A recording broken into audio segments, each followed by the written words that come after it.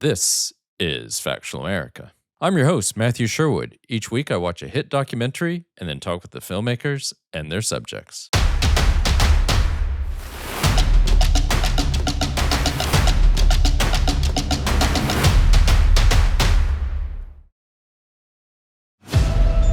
This is a very unusual situation. It involves a home-built UFO powered by helium. It looks like this Jiffy Pop thing floating across the sky. I couldn't wrap my head around it. It's so bizarre that you want to laugh, What is this thing? but then it turns serious. What if my stupid experiment kills my son? On October 15th, 2009, Richard Heeney calls emergency services to report that his homemade flying saucer has escaped from the backyard, with his 6-year-old son inside. Within minutes, the whole nation and then the world is transfixed as federal, state, and local authorities spare no expense to rescue the balloon boy. But that is only the beginning of one of the most bizarre news stories to ever dominate the airwaves. Director Jillian Pachter joins us to discuss this incredible tale as the Heeney family returns to tell their side of the story. Jillian Pachter, welcome to Factual America. How are things with you? Yeah, really good, thanks. I'm happy to be here. Well, we're happy to have you on. Just to remind our listeners and viewers, we're talking about Trainwreck, Balloon Boy. This is the latest in the Trainwreck series. It's streaming on Netflix from July 15th. So congratulations again, and great to have you on. So, Jillian, maybe you can get us started here. Explain to our audience, if they haven't had a chance to watch the doc yet, what is Balloon Boy all about? Richard always wanted to build a flying saucer. When he said, we're going to try and make a flying saucer, and we're like, cool. Look at this, look at this. I'm like a kid now. All I wanted to do was make a really fantastic project for the kids. That Falcon's in there! Where? In that ship! We heard all this chaos in their backyard. They said Falcon got in the balloon and it took off. The biggest nightmare ever. Goodness. Well, I remember experiencing it firsthand. So basically, back in October 2009, Yeah. I think the way most of us experienced it is there was this, suddenly there was a homemade flying saucer that was flying over the plains of Colorado that had a 6-year-old boy inside, and it was being live streamed. I watched it on my desktop. When that balloon finally landed, about an hour and a half later, things took a crazy turn, and then they took another crazy turn, and then they took another crazy turn, and it's gone down as one of the most unforgettable, days, kind of Right. in media history. Yeah. I mean, I think that's a good point. I mean, for those like yourself, I think it was at work, here in the UK, and 6-year-old boy in a flying saucer, and we're like, as you do, and then we'll talk about the other bits, but it's got to be the most. Have been so many twists and turns in just a 24-hour period for any kind of story like this? It's kind of hard to imagine there being any other story quite like this. No, and just the visual spectacle of it. Yeah. The fact that we could watch it unfold in a live stream. I mean, I guess in the late 80s, I think it was 87, that there was the girl in the well. There was this little girl who was That's trapped. right.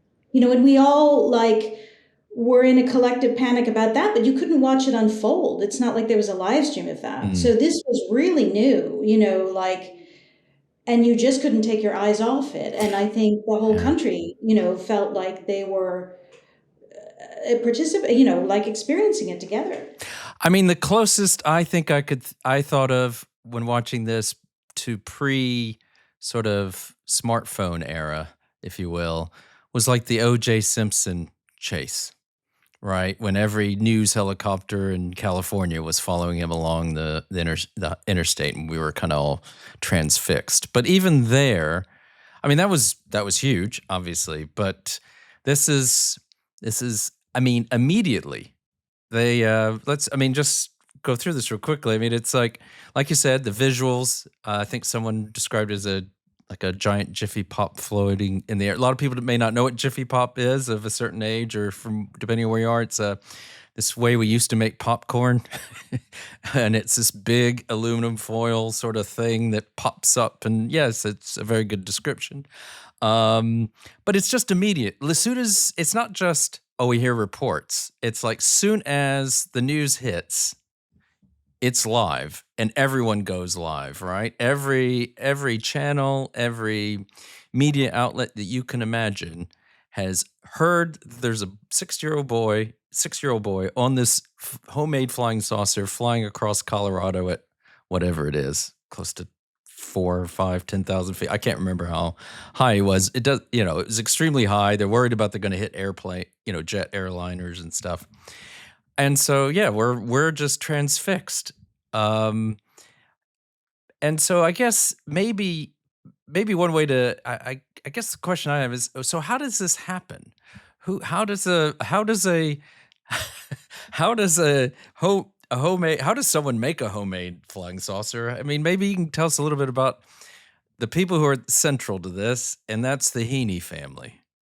Yeah, right. I mean, it was definitely one of those things where you almost didn't have time to ask yourself all the questions, that were like, you're watching a flying saucer, with a 6-year-old boy in it. So like, how is this even possible that this isn't a Spielberg movie? Like, this is actually happening. Right. Who made it? How'd the boy get inside? Like, where is he going and where is he coming from? So there's a man called Richard Heeney, and he was an amateur scientist and inventor, and had a kind of free-spirited family, 3 boys. Mm-hmm. And he was fond of inventing things, and he invented a flying saucer that he hoped would replace like other forms of transport, that maybe people could kind of like skip the freeway and just sort of hop to their next destination, kind of like the Jetsons, but real life. And he was testing the thing out with his family, and it all went wrong. And he called the sheriff in a panic and said, my homemade flying saucer is, escaped from the backyard, and my 6-year-old boy's inside, and you got to get somebody up there to rescue him. Everyone starts covering this thing. Incredible breaking news story. It's worldwide. It's blowing fast. It's cooking. He's headed straight for air traffic. This could be really bad. We all thought that once that balloon came down, this whole thing would be over. Ryan, what are you seeing on the ground there next to the balloon? Well,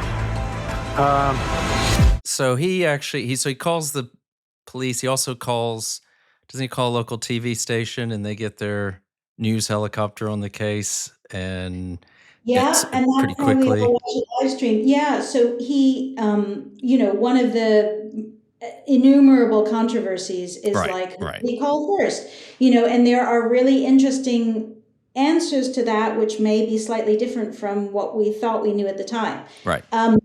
But yes, a news helicopter, local station gets up there, and it happens to have like the latest HD mounted camera, which is why we all had this incredible visuals. Picture. Yeah.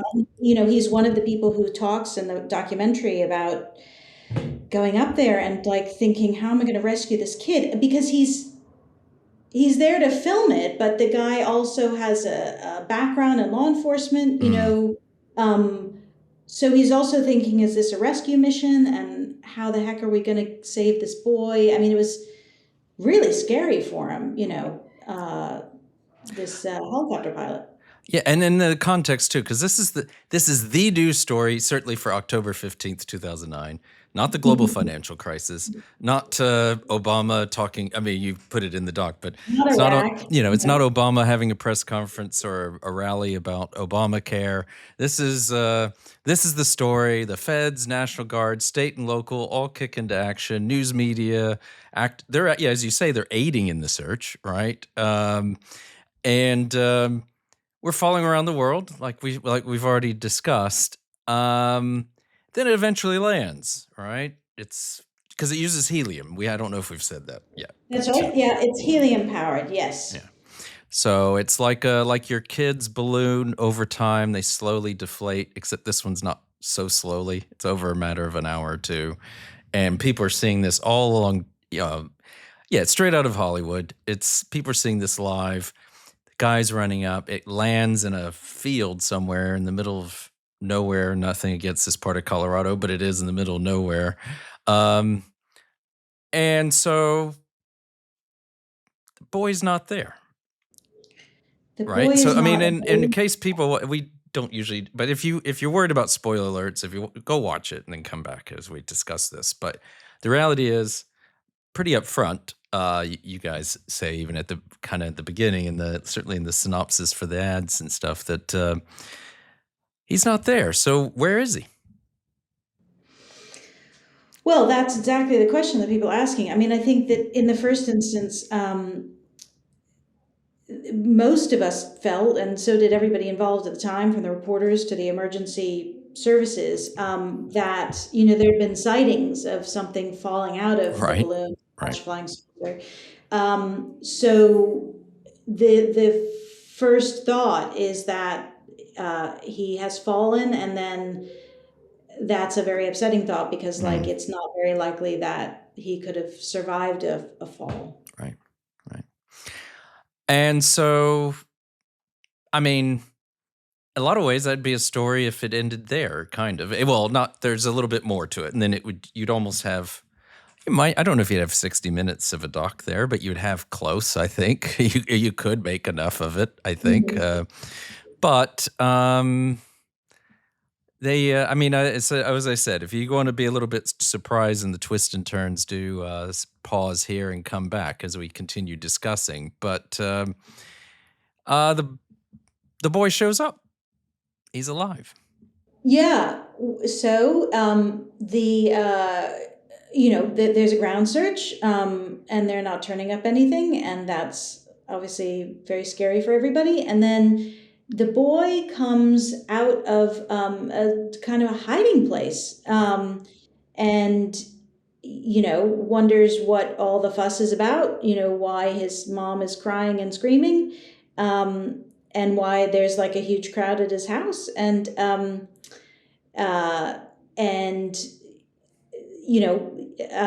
but he is safe, and the entire time he's been hiding in a kind of crawl space above the garage, like some 6-year-olds do.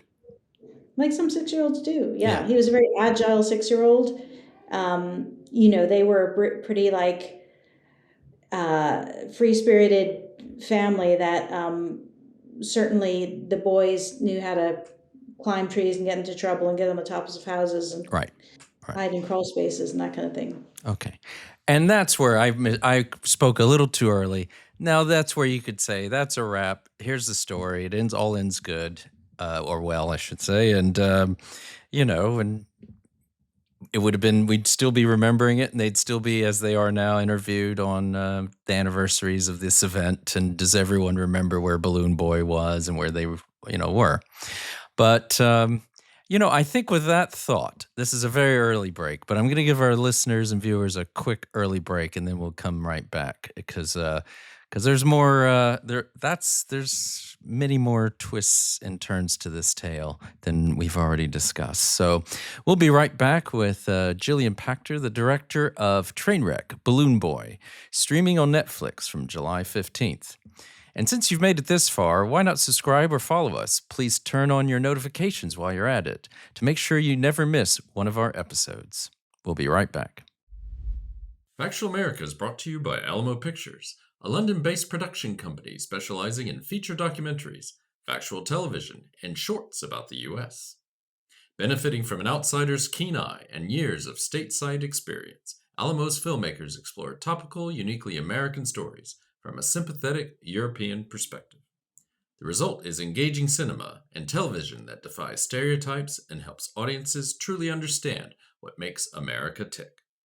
Check out Alamo's website at alamopictures.co.uk to be the first to hear about new productions, festivals showing Alamo's films, and to connect with the team.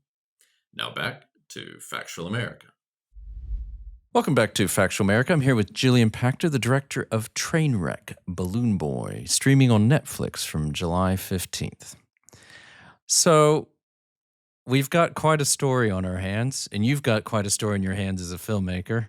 They make this interesting decision, and I'm not trying to believe it. We'll talk about other things. We're not just going to go through this chronologically, but it lends itself so well to discuss this story this way.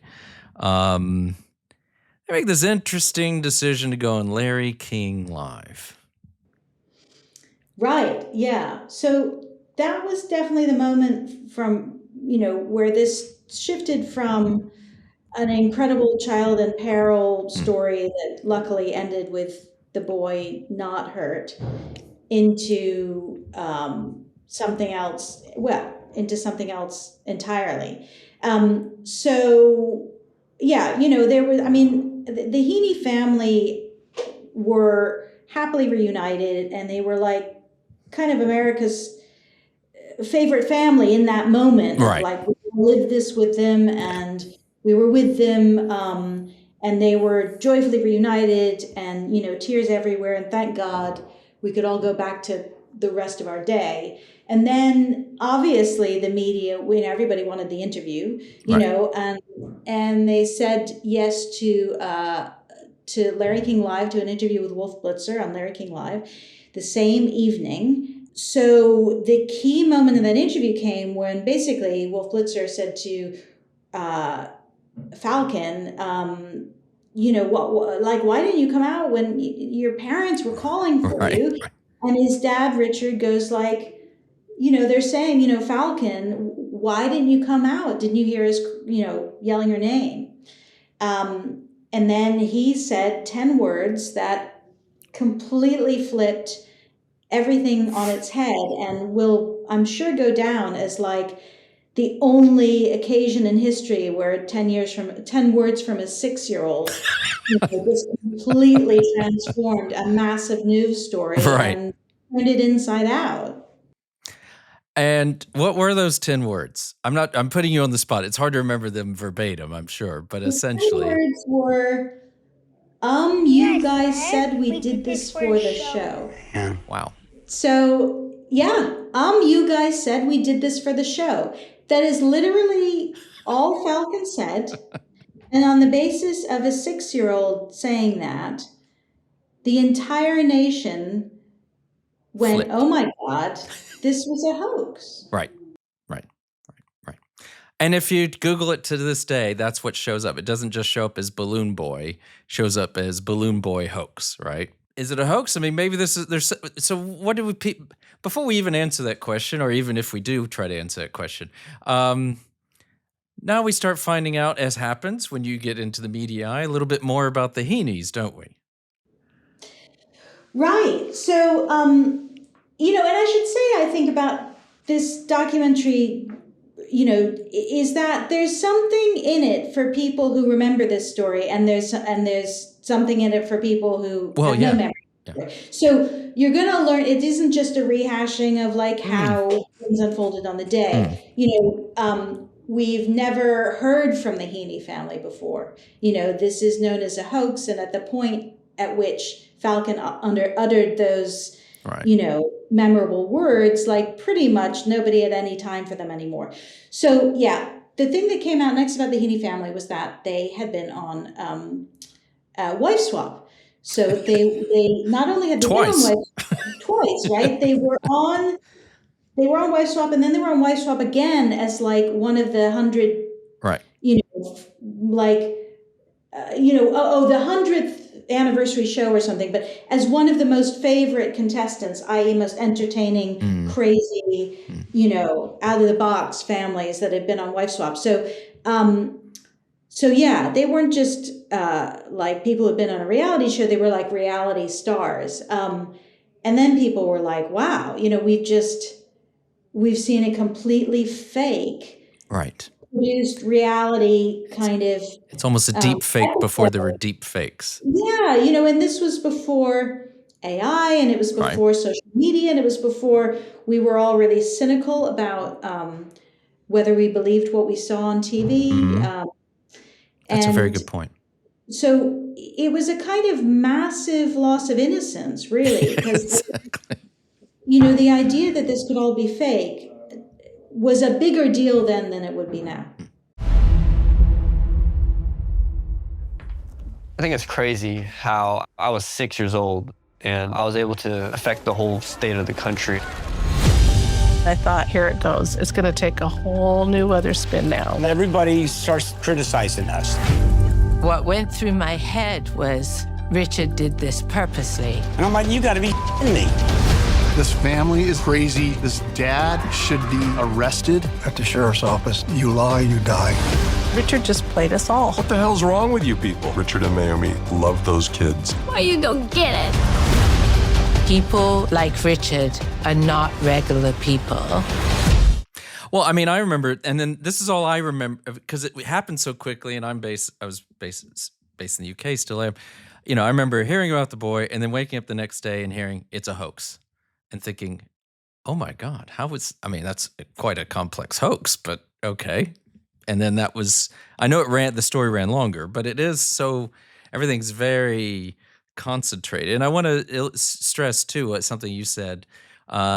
I know Netflix has a policy. They don't want documentaries that people think of as like a Wikipedia entry or that they have to go back to Wikipedia. It's much more than that. But as I was saying, because of the way the twists and turns are very chronological, it was kind of it kind of sets this all up for this discussion about what this film really does. I mean, many of the things that it touches on. But as you were saying, it becomes a lot of different things. It becomes a true crime doc a bit. You've got everything in there, right? You got like polygraph tests and the police interviews and maybe someone being railroaded into a confession and a local celebrity defense lawyer gets involved. And that's only, It just keeps on. It's the gift that keeps on giving, yeah. It wasn't just that the media turned against them and that the public, had their questions or were convinced largely that it was hoax. But then the sheriff was like, hang on, they then had suffered a huge embarrassment, a massive waste of public, funds. I mean, emergency services, the National Guard, there had been, there was a Black Hawk on standby. I mean, this is a massive rescue effort. Right. And to think that all of that had been like, they'd just been taken for a ride.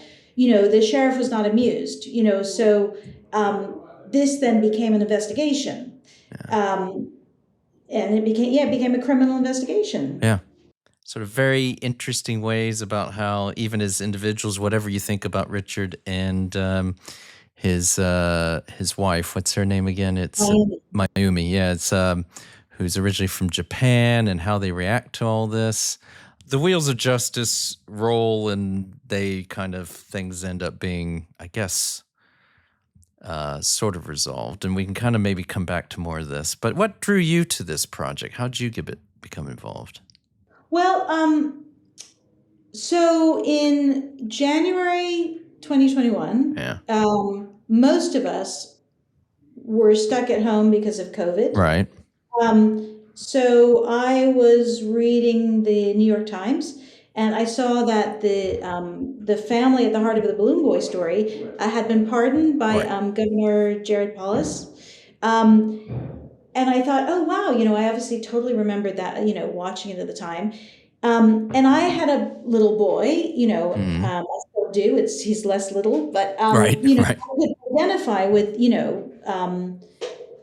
the story a bit on that level of like having a little boy. And I did think, my first thought was sort of what kind of father promulgates the fantasy that like his own son is in mortal danger. I mean, who would even entertain? It's so unnatural, right? To kind of play out the idea that you're, so that just intrigued me. It seemed of all the sort of hoaxes, what parent would kind of pretend that their own child was in danger? So that I was initially just intrigued by that. And I got in touch with Richard. And then I developed a friendship with the family that, over a few years, and I really wanted to tell their story. And they were very, very skittish about getting involved with any kind of media. Because they understandably, because they had become, like, as Richard says, more hated. He was more hated than Osama bin Laden.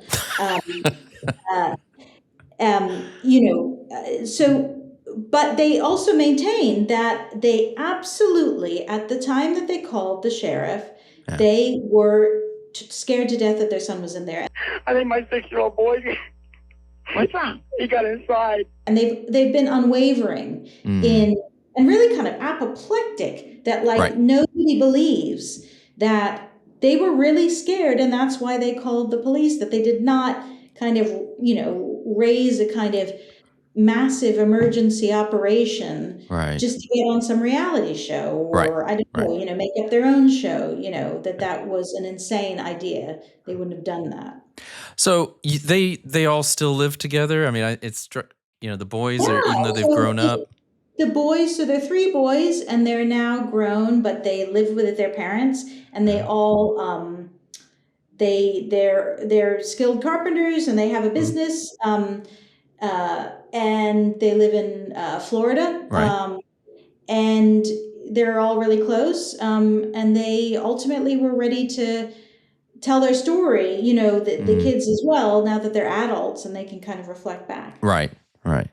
And so what did you developed this friendship, but then you go out and film them. What did you make of them once you got face to face with them and started interviewing them for this?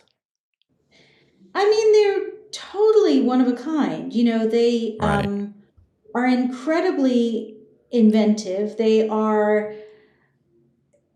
really have their own little world, that operates by its own rules. I think I was struck by the fact that they are a very close family, that they were a close family then, that they're a close family now, that these weren't parents who kind of didn't care about their kids or at the time, social services was wondering whether these kids should be taken away or whether the parents were safe. And I was really struck by the fact that they were so close-knit and still kind of having fun together. I mean, they had a lot of fun together back in those days, with their science experiments and chasing storms and crazy stuff. And they're still having fun together.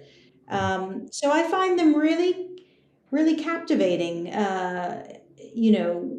A really captivating family. Yeah.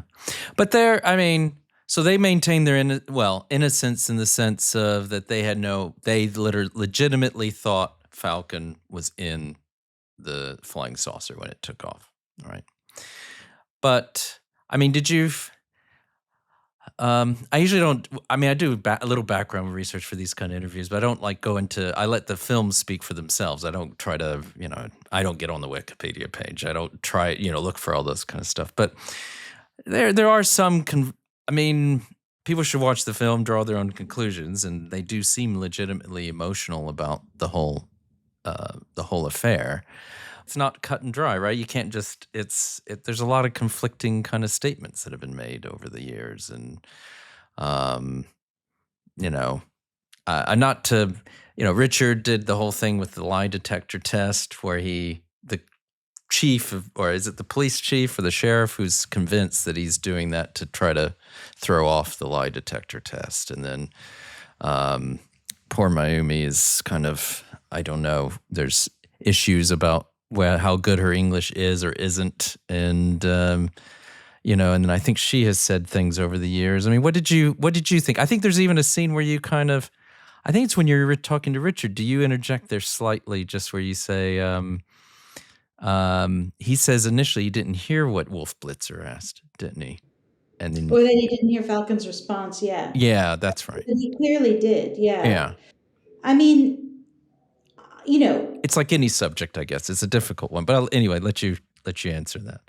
Look, if I didn't think that there was a case to be made for the Heeney family telling the truth, I wouldn't have been so interested in making this. Right. It wasn't just about looking back at an episode and reliving it. Yeah. It was about questioning whether it was what we thought it was. Yeah. And I think honestly, I think that there's a lot of evidence on both sides. The documentary flips back and forth. I try to present all of the voices, and actually everybody does participate. We got the sheriff, we've got the detective, we've got the Heeney family. Everybody's in it. We've got the helicopter pilot, we got the on the ground reporter. Everybody's in it. So that gives you the opportunity to finally hear from everybody, the whole chorus, and you're gonna have to make your mind up. The reality of Richard did plead guilty, and he has an explanation for that, which I don't want to spoil everything about the program. But, people do people do make pleas, and we know that that's a complicated process. But what that means is that there wasn't a trial, right? And there wasn't a complete investigation. And so we are left to base our views on their testimony, whether you believe them. It's kind of the same thing it was back then. Like, are they incredible actors, or are they telling, expressing emotions that they just couldn't be making up?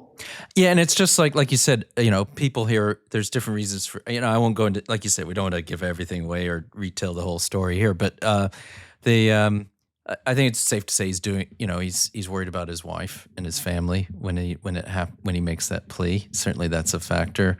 But just like some people see a plea and draw a conclusion, people draw conclusions about pardons, right? Because you said this all started with the governor's pardon, and I think Richard in there says I think he sees it as exoneration, and other people just see it as, well, it's really a commutation, right? Kind of, or it's not really, it's just letting some people to get on with their lives. But I think the interesting thing is, like you say, and I mean, it was amazing. I think pretty much anyone you could think of that was of any that's key to this story is you've got them in the doc, but you actually interview Balloon Boy, right? So, and what the thing that strikes me, and this kind of is like, okay, whatever they did wife swap for 2 episodes. Now he had this episode. He was only 6 at the time, but he spent his early years almost entirely in front of a camera, right? So when you're 6, do you really know what is real and what is a show? When you say a comment like that, I mean, who knows? I think it's a really good question. And one thing that was interesting, when I actually spoke to their, celebrity lawyer, right. Which is to say, a very respected, renowned lawyer who usually took death penalty cases, but took their case. Right. Like in a court of law, like you couldn't say, Your Honor, the evidence is that a 6-year-old has just said these 10 words. So I think we all know this is the sort of, this is the truth of the matter. I mean, it's just on the face of it kind of preposterous that a 6-year-old says one sentence and an entire story flips on its head. On the other hand, you could say, well, out of the mouth of babes, like the thing about kids is they just ingenuously just kind of tell the truth. So, but it is so little to base our opinions on. And that's one of the things that's just like so fascinating about it, And I think I don't think Falcon really knows what to make of it. Like to have been this kid that says this thing and everybody takes it as the gospel truth or. Right. Yeah. A nation draws its conclusion based, as you say, how often does, how do 10 words from a 6-year-old make, change the whole dynamic? Fair enough to say what you... Admissible. It's not evidence is the fact, right? It isn't evidence. Had this gone to trial, that's not admissible. It's not evidence. But for in the court of public opinion, it was all the evidence anybody really needed. Yeah. If you think you know him, you probably don't.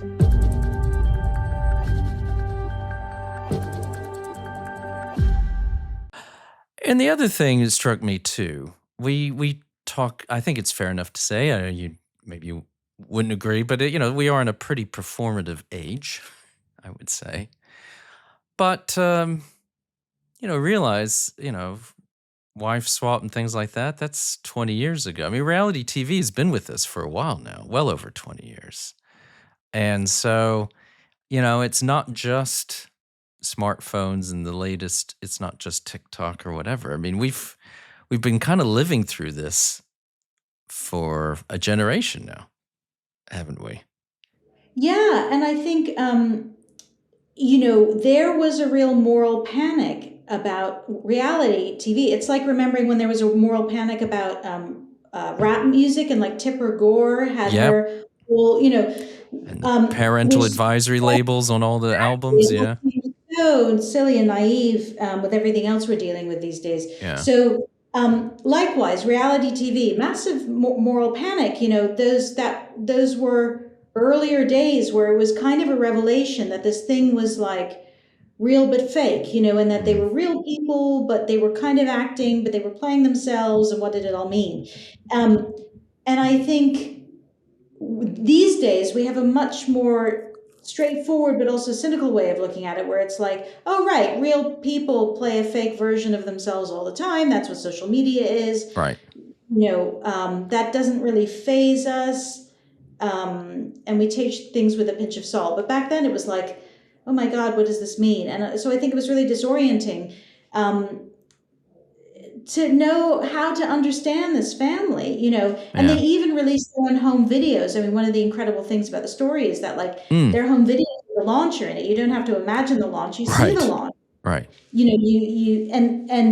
But then it's like, wait, are those videos real? Are they faked? Are they acting? Are they really panicking? Yeah. And you kind of go down this spiral of, I don't know. Yeah, and as you say, it was kind of pre-social media, but there was the very early days of social media. So you have enough actual, messages that people put out, whatever they were, tweets or Facebook or wherever they were at the time. There are people saying things like, "Oh, these are the ultimate reality show acting," and stuff like that. I mean, how do you know? I mean, it certainly didn't know back then, but even, it is interesting because, as you say, any video that comes across my feed on YouTube, if it's anything that's kind of a reality essence element to it, I just discount it immediately now, right?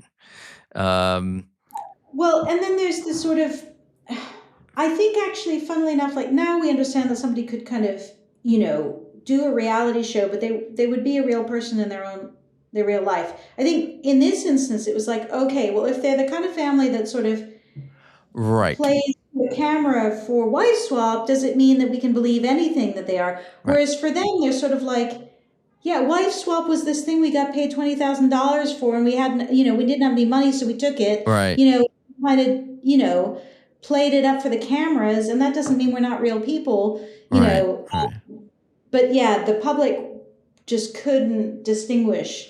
They just lost any sense of what's real and what's not. A question just came to mind. If they had to do it all over, they wish this had never happened, don't they? Oh, absolutely. Yeah. I mean, they feel really sad about how it kind of, in a way, it took a lot of the joy out of things for them. I mean, they really were this,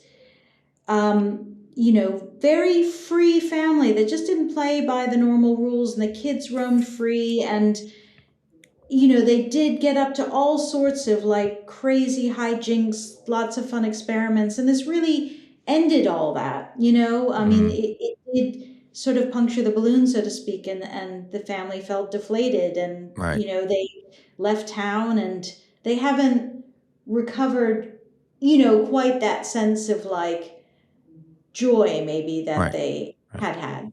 Yeah. Well, it is a fascinating story, and it's got a lot of, there's so many layers to it.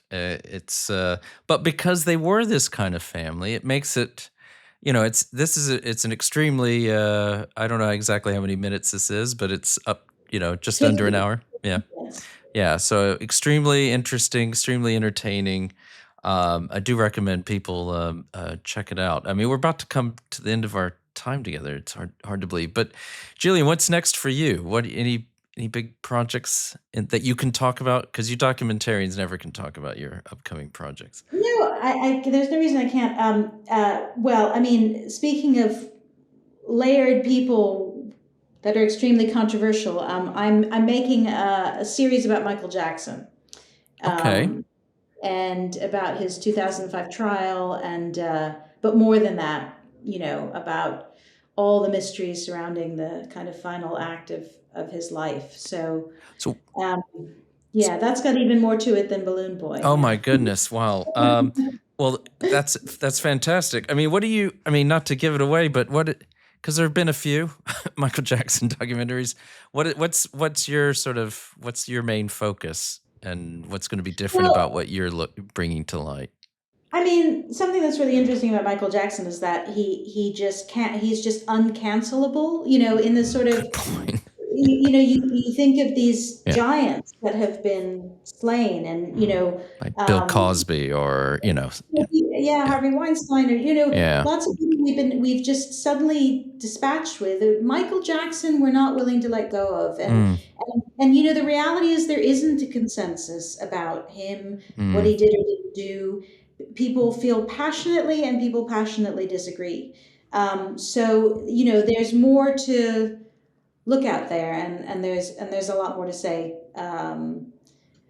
So yeah, that's what I'm deeply in right now. If we definitely wait. Do you know when that's roughly about when that's going to be released?